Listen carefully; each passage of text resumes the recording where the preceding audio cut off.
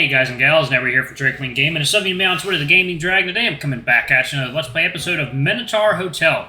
So y'all, before we jump into it, just wanted to let y'all know that our Patreon is now for as little as $5. Y'all can help support the channel, get some awesome rewards like permanent access to our community Discord server and full access to upcoming Not Safe for Work videos. Anyway, y'all, let's go ahead and jump right back in. Alarm chain, you were up, and let's go. The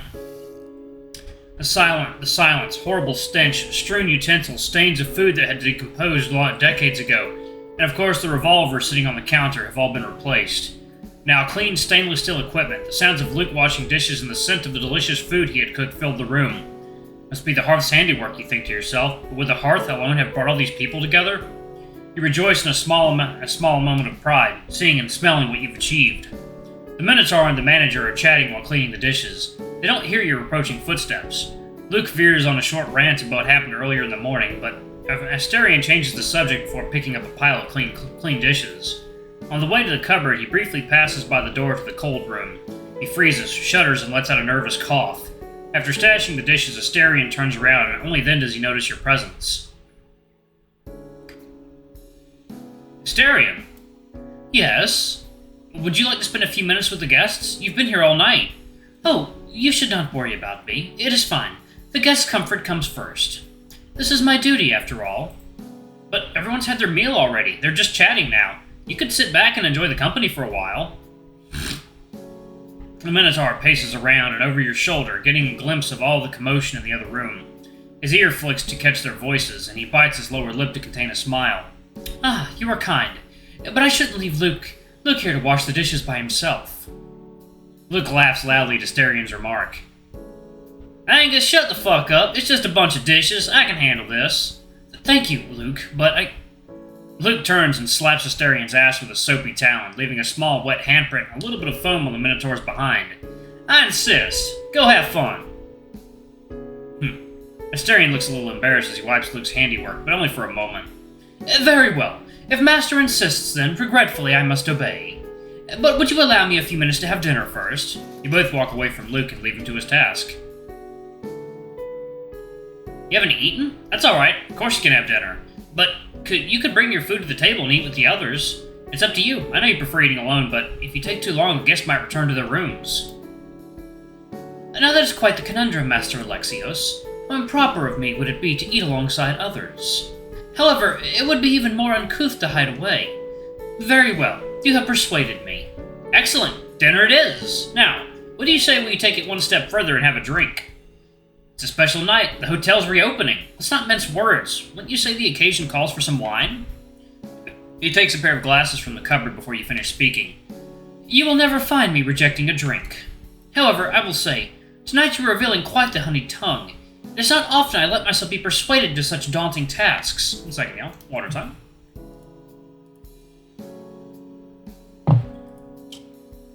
What can I say? I'm supposed to put you to work, right?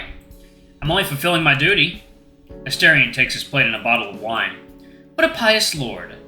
The gods would be hard-pressed to find another master as loyal as you. With food and drink in hand, the two of you return to the lounge. Heads turn in your direction and chatter dies down as Asterion's presence makes the guests lose their train of thought. The two of you take your seats at the end of the table, close enough to be inviting to the hitchhiking couple, but not so close as to force them to talk.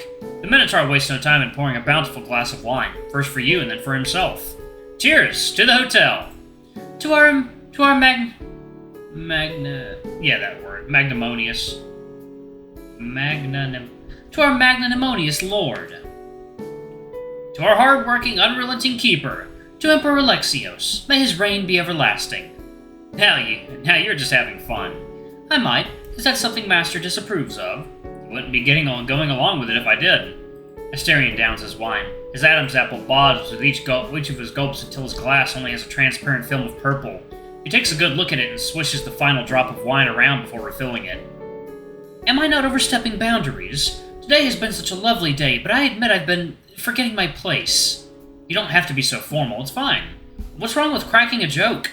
Perhaps there is nothing harmful, but some would say breaking hierarchy is always reprehensible. It is not often I have allowed myself to speak in such a manner with a master. The Lord and I did not have to interact so much. Really? With you and I sharing the same living space, I'd expect it to be quite a close relationship. Would Master allow me to speak my mind? You don't even have to ask. Very well. Let us not talk about masters of old. We have a joyful night ahead of us, and I hope for many more to come. Plus, from what little I gathered, it seems the world has changed so much over the last few decades. Not only the world, but people as well. Yeah, that's right. We have a lot of new technology, and maybe we the people have changed as well. I didn't tell you about the internet, did I? I'm afraid you didn't. At least, I don't recognize the name. Oh, the internet is one of the most life-changing technologies from the 20th century. It's really impressive when you think about it. You are familiar with the radio, right? Yes. Getting it to work here was a challenge, but it was worth it. All the songs. With the radio, you can listen to what people are sending from a distance. The internet is like that, but much more powerful. You can connect a machine to it and it allows you to receive and send information. Isn't that great? What do you mean by information? Well, knowledge, for example. You can send and receive messages in seconds. It's so fast. It takes weeks for a letter to arrive at its destination, but with the internet, it takes seconds. But it can do so much else. You can get books, see images, listen to songs, even watch movies in seconds. Like, water time.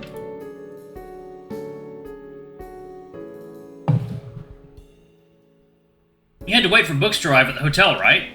With the internet, you can just pick the one you want and start reading it on your machine in seconds.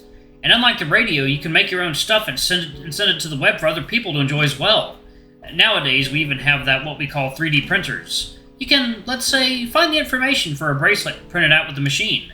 The internet has also changed the way people interact with each other.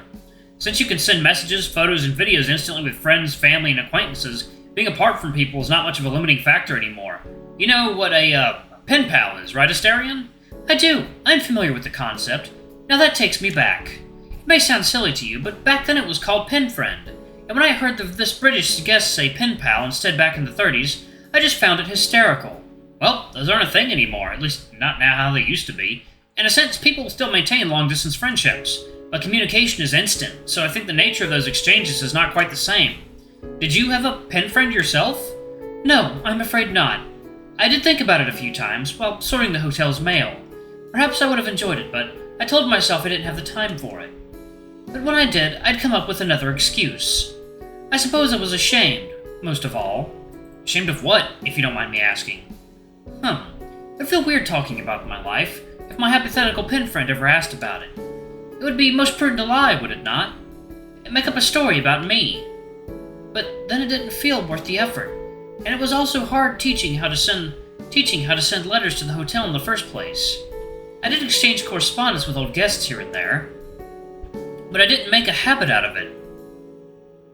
This internet thing. I like what you were telling me so far. Sounds like it would be useful to make friends with. Yes, it's great to meet like-minded people, and it doesn't stop there. There's also this thing called social media, but I think it'd be best to take it slow. I don't want to overwhelm you. I appreciate it, Master. The internet does sound exciting, my lord, but how do we bring it here? How does it work? Good question. You mentioned the hotel used to get radio signals, right? How was that accomplished back then? If you can get a radio signal here, then surely we could find a way to connect to the internet. Oh, that. It was a challenging, although straightforward affair.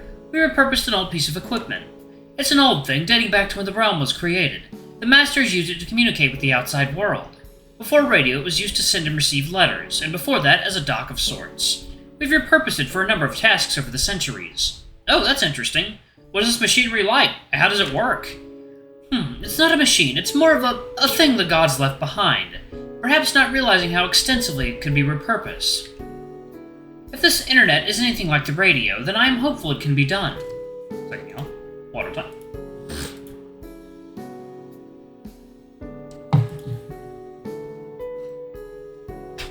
Just a few feet from you, the Middle Eastern lads burst out in laughter. One of them shrinks back, ashamed, but it seems that there is some sort of in-joke among them.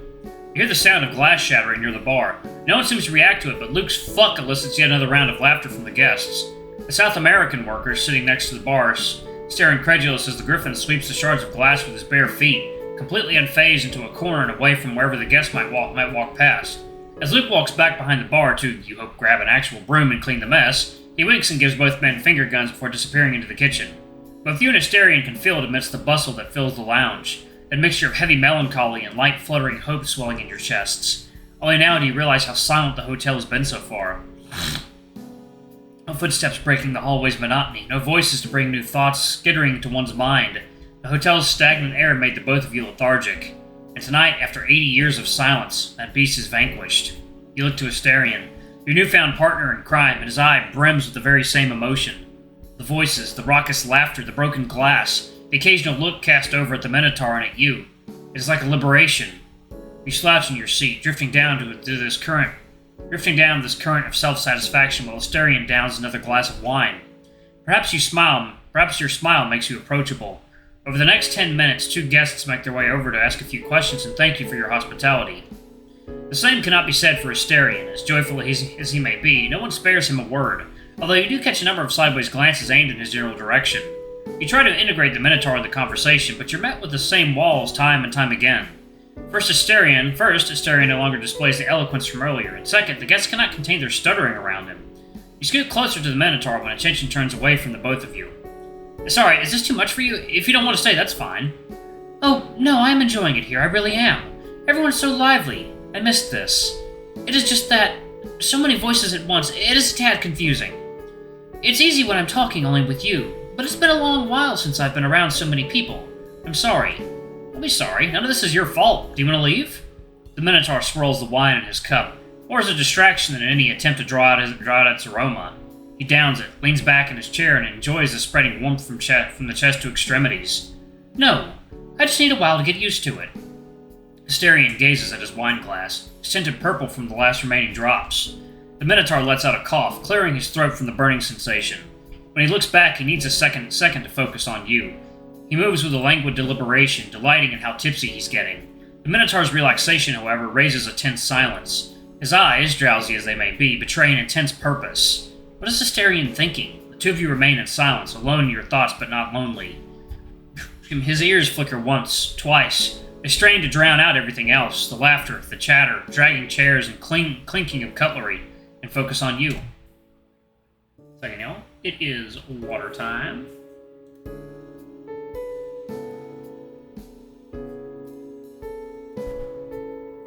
On your breathing and whatever words you may say next, he appraises your every feature, but latches onto your eyes. Your eyes. For a moment, it's as if he's trying to gaze at your soul, but a smile breaks his own focus. He giggles and looks away. Is something the matter? The silliest thought overtook me. Have you ever looked at someone, a person you know, and quite by surprise find yourself seeing them for the first time?